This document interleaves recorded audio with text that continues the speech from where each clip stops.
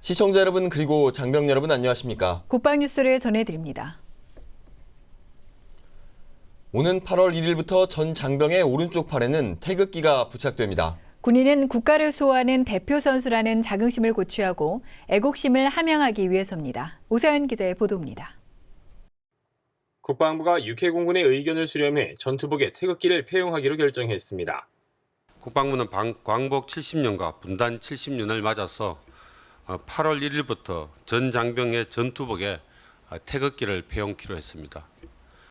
현재 전투복에 태극기를 폐용하고 있는 한미연합사 한측 장병과 해병대, 해외 파병 장병들의 사례를 검토한 결과 태극기 폐용이 장병들의 자긍심 고취는 물론 건강한 병영 문화 조성과 정신전력 제고에도 긍정적인 영향을 준다고 판단했기 때문입니다. 태극기는 디지털 무늬 전투복과 방상 외피의 우측 어깨 재봉선 아래 또는 팔주머니 덮개 위치에 부착합니다. 규격은 국기법 시행령에서 정한 3:2 비율을 적용해 가로 8cm, 세로 5.3cm로 결정했습니다. 국방부는 태극기를 부착할 수 있는 벨크로를 오는 8월 1일부터 9월 말까지 전 부대에 보급할 계획이며 보급 즉시 폐용이 가능하다고 설명했습니다. 시행 첫 해인 올해는 태극기와 벨크로 비용 등을 포함해 37억 원이 소요되고 내년부터는 연간 8억 원의 예산이 투입됩니다. 국방부는 훈련병 수료식에서 부모님이나 가족들이 병사들의 전투복에 직접 태극기를 달아주는 등 평상시 태극기를 통해 자긍심과 애국심을 고취하는 다양한 방안을 함께 추진할 계획입니다. 국방뉴스 오상현입니다. 국방부가 태풍과 집중호우 등 여름철 자연재난에 대한 대비 방안을 논의하기 위해 전군재난 관계관 회의를 개최했습니다. 회의에는 각군 본부와 작전사급 이상부대, 국직부대 재난관계관 등이 참석해 재난 대비에 대한 공감대를 형성했습니다. 윤현수 기자입니다. 국방부가 하계 전군재난관계관 회의를 개최했습니다. 공군 기상단에 따르면 올해 여름의 경우 엘니뇨 현상으로 서너 개의 대형 태풍과 국지성 집중호우가 예상되는 상황. 정한기 군수관리관은 현장 지휘관 중심으로 재난 취약 지역에 대한 점검과 대비 활동에 만전을 다해줄 것을 당부했습니다. 참석자들은 태풍과 집중호우, 가뭄 등 부대별 재난 대비 우수 사례를 발표하는 등 철저한 여름철 재난 관리의 중요성과 공감대를 형성했습니다.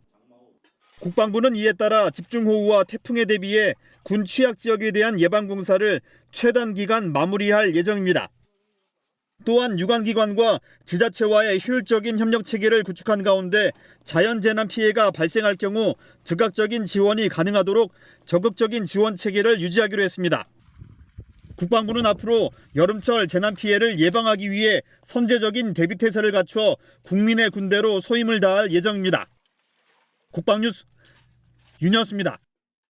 6.25 65주년을 맞아 당시 국군이 첫 승리를 거둔 동랑리 전투 현장에서 보훈 행사가 열렸습니다. 전쟁 당시 무공을 세운 참전용사에게 무공훈장이 수여됐으며 나라사랑 보금자리 235호 준공식도 열렸습니다. 김재현 기자입니다. 6.25 전쟁 당시 아군이 첫 승리를 거둔 충북 충주시 동락초등학교입니다. 동락초등학교는 전쟁 초기인 1950년 7월 6일 학교에 북한군 수천 명이 집결해 있다는 고 김재옥 교사의 제보를 받고 아군 육사단이 기습 공격을 가해 적 천여 명을 전멸시킨 동랑리 전투의 현장입니다. 육군이 6.25 전쟁 65주년을 맞아 이곳에서 김요한 육군참모총장 주관으로 6.25 상기 보훈 행사를 가졌습니다. 참석자들은 교내에 있는 고 김재옥 교사 현충탑과 6.25 참전 기념비를 둘러보고 헌화했습니다. 특히 동랑리 전투의 주역인 신용관 장군이 아흔의 고령에도 직접 참석해 김요한 총장으로부터 전승기념패를 증정받았습니다. 전쟁을 모르는 이 후손들에게 앞으로는 동족 상간의 전쟁은 없어야겠다. 전쟁이라고 하는 것이 아픔이 얼마나 슬프다고 하는 것을 이 후손들에게 알려주기 위해서는 이날 행사에선 6.25 전쟁에 참전에 공을 세운 오영헌 하사를 비롯해 고 황찬승 1등 상사, 고 김영무 1병, 고 이인영 1병 등 4명에게 화랑 무공훈장이 수여됐습니다. 무공훈장 수여는 전쟁 당시 무공훈장을 서운받았으나 긴박한 전장 상황으로 훈장을 받지 못하고 가수여증만 받은 참전용사에게 훈장을 전해주는 사업으로 지금까지 16만여 명 중 10만여 명에게 훈장을 전달했습니다. 이와 같은 여러분들의 희생과 땀과 노력이 있었기 때문에 오늘의 대한민국이 존재할 수 있었고 또 우리 후손들에게 더 좋은 나라를 만들어서 남겨줄 수 있게 될 것으로 기대합니다. 이어 참석자들은 충북 음성에 위치한 6.25 참전용사 윤덕영 옹의 나라사랑 보금자리 제235호 준공식에 참석했습니다. 윤덕영 옹은 전쟁 당시 옹진반도 전투와 인천 상륙작전에 참전했으며 당시 총상을 입고 어렵게 생활해 왔습니다. 육군 37사단은 지자체와 기업의 후원을 받아 지난달 6일부터 연인원 370명을 투입해 낡고 오래된 흙집을 새로운 보금자리로 탈바꿈시켰습니다. 나라사랑 보금자리 사업은 열악한 주거 환경에서 생활하는 참전용사의 집을 새롭게 단장해주는 사업으로 지난 2011년 시작돼 현재까지 235호가 준공됐으며 올해 말까지 273가구 준공을 목표로 하고 있습니다. 국방뉴스 김지한입니다. 우리나라 중서부 전선을 책임지는 육군 육군단이 예하 포병부대 화력을 동원한 가운데 대화력전 훈련을 선보였습니다. 6.25 전쟁에서 국가 수호를 위해 헌신하신 선배 전우들을 기억하고 전면전에 대비하기 위한 훈련이었는데요. 송민아 기자가 전해드립니다.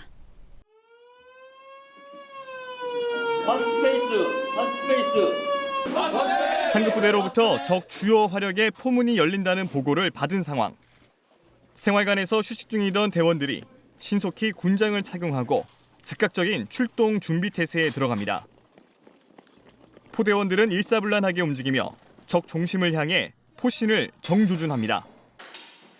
육군 제6군단이 6.25 전쟁을 상기하고 전면전에 대비하기 위해 군단 전 포병부대와 감시 탐지 자산을 활용한 대화력전 훈련을 했습니다. 특히 K9 자주포와 K55A1 등 포병의 주요 화력을 집중적으로 운용하며 중서부 전선을 지키는 군단의 화력 전투 수행 능력을 점검했습니다.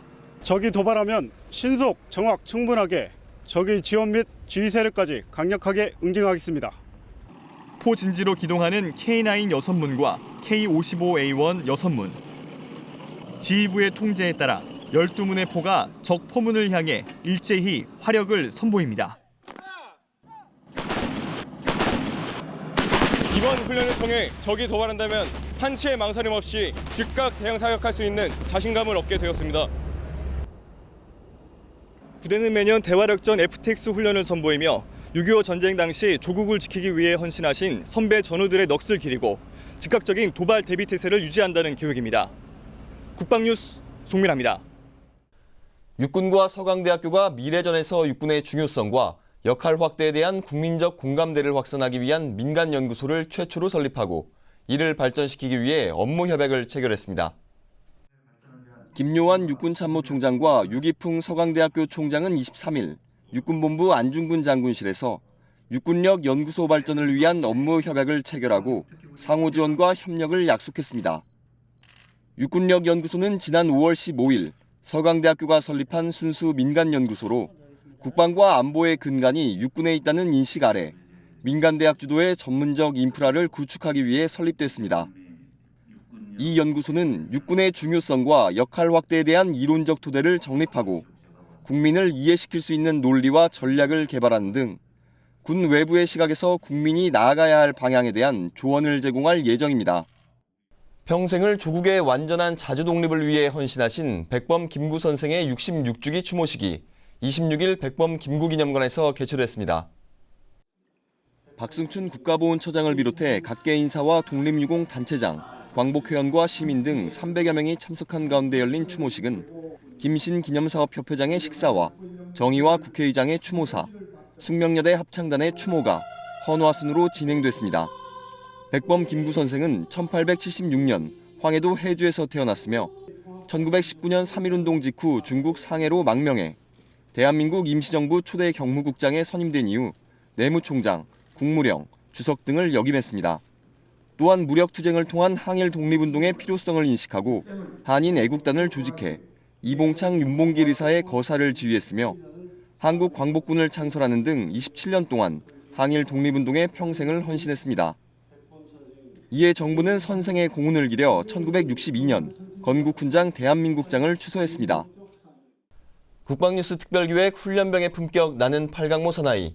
누구나 해병이 될 수 있었다면 나는 결코 해병대를 선택하지 않았을 것이다라는 자부심처럼 해병 1197기 훈련병들도 수료식을 통해 진정한 해병으로 거듭났습니다. 네, 걱정 어린 마음으로 떠나보내야 했던 아들이었지만 이제 늠름한 모습으로 격리하는 아들을 보며 부모님들도 뿌듯해하셨을 겁니다. 또 다른 시작을 위해 힘찬 출발을 하는 해병 1197기들의 마지막 수료식 현장 함께 보시죠.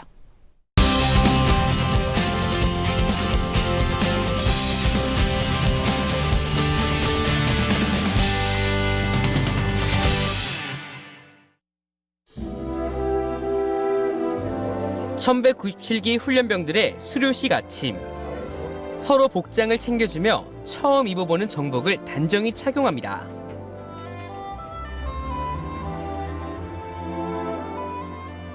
(6주간의) 훈련소 생활을 마치고 당당히 해병으로 다시 태어난 해병 1197기.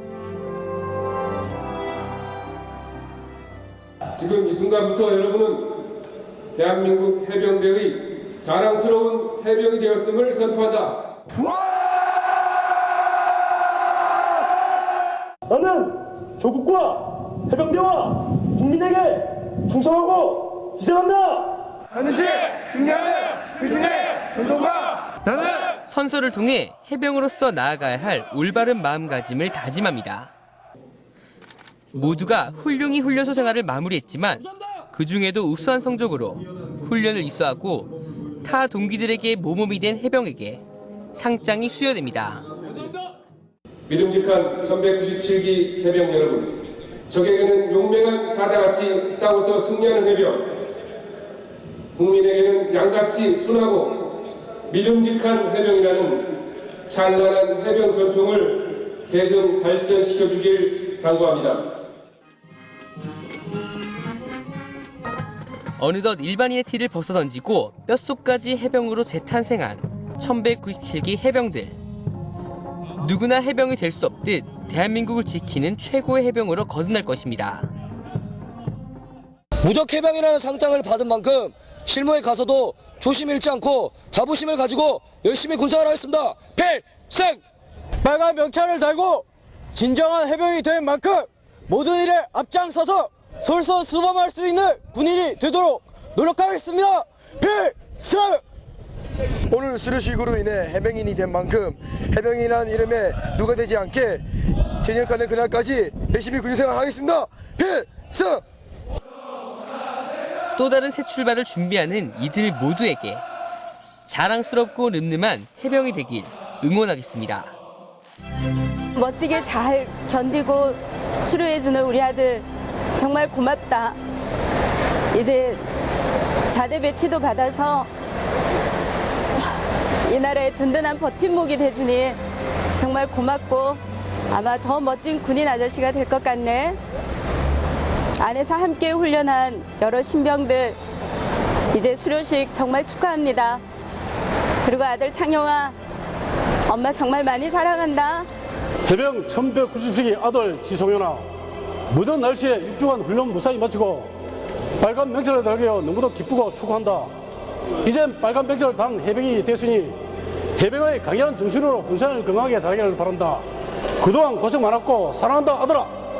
그리고 1198기 해병 후배 여러분 화이팅! 지훈아, 해병대 대원이 되려고 사무소 끝에 해병대 들어갔는데 훈련 받는다고 고생했지. 해병대 대원이 되려고 그렇게 노력했었는데 후반기 교육도 잘 받고 남은 군생활 마무리 잘하고 건강한 해병대 대원이 되어서 돌아오길 바란다. 그리고 아들 둘이 다 해병대 대원에서 우리 가족은 어디 가도 겁나지 않을 것 같다. 우리 해병대 대원 파이팅! 이지훈 파이팅! 지훈아, 엄마는 지금 눈물 나려고 해가지고 많은 말 못 하겠는데 그동안 수고했고 후반기 교육 마치고 제주도 배치받으면 엄마랑 아빠랑 꼭 면회 갈게. 아들 사랑해. 지훈아 사랑해. 1197기 해병 여러분, 무더운 날씨에 교육받느라 대단히 고생 많았습니다. 여기에서 배운 것을 토대로 실무부대 가서 잘 팔고 닦아 멋진 해병이 되길 바랍니다. 앞으로 여러분들 앞날에 무궁과 건성을 기원합니다. 1197기 화이팅!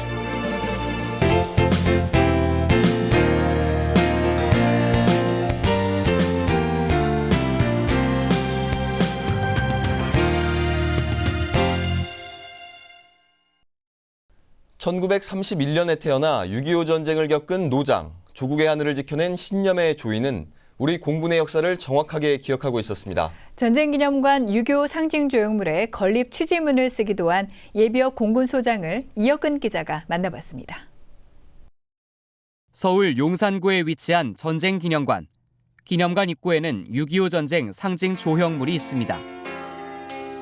전쟁에서 희생된 22개국의 영령을 추앙하고 참전 용사들의 명예를 선양하며 우리나라를 위해 도와주신 국가와 그들 국민에게 경의와 감사를 드리며 또한 이 전쟁을 되새겨 국가의 소중함을 후손에게 영원한 교훈으로 삼고자 상징 조형물을 존치케 한 것이다.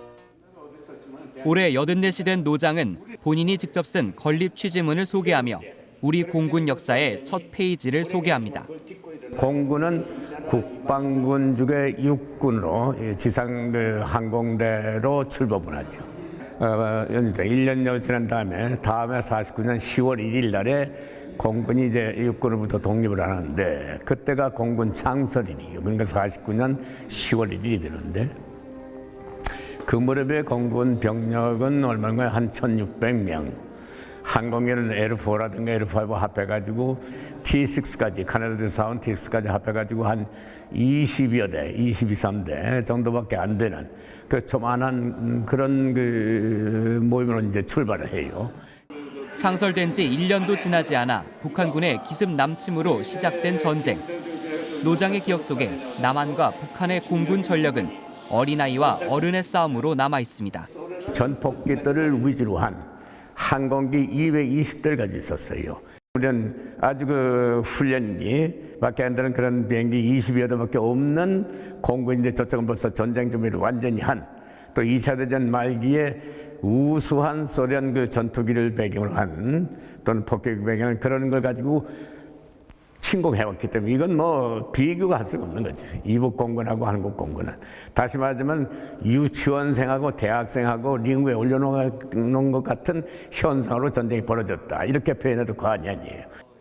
전쟁 초기 L형 항공기와 T6 등 경비행기 22대로 고군분투하던 한국 공군. 풍전등화의 위기 속에 유엔군이 참전하면서 공중전의 양상은 크게 달라집니다. 3년 동안에 얼마나 출동하는 거니? 약 100만 4천 소티. 소티라는 게 뭐냐? 한 대가 한 번 뜨고 내린 걸 소티라고 그래요. 그럼 100만 4천 소티니까 엄청난 거지. 그러면 우리 한국군은 약 14,000 소티. 그러니까 100만 소티에 그저 뭐 아주 그 1% 정도지만은 그러나 상당한 역할을 해요. 우리 공군이 보유한 최초의 전투기이자 6.25 전쟁 승리의 1등 공신 F-51D 무스탕. 노장은 신념의 조인이 새겨진 F-51D 전투기를 보며 6.25 전쟁 중 공군의 작전들을 회상합니다. 그중 승오리 철교 차단 작전, 평양 대폭격 작전, 3.5.1 고지전투 항공지원 작전은 우리 공군의 3대 주요 전승 작전으로 손꼽힙니다. 그래서 만일에 김일성이 남침해왔을 때 공군력이 한국 공군은 뭐 미미하다고 하지만 하여간 한국 공군까지 합해서 공군 세력이 이 전쟁에 그만한 출동이 안 됐으면은 아무도 이 나라는 존속 못했을 거예요. 손자가 20대라는 노장. 젊은 세대가 6.25 전쟁을 기억해야 하는 이유에 대해 말합니다. 젊은 세대 20대 중반 뭐 6.25 전쟁 뭐야 옛날 건데 그건 모르는 게 당연한 거예요. 그런데 몰라서는 안 되는데 문제가 있다 이거지. 왜냐? 지금도 정전 상태에 있는 우리나라의 문제를 여러분들 젊은이들 다시 돌아서서 보라 이거지. Who we are. 우리가 뭐냐? 어떤 상태이냐?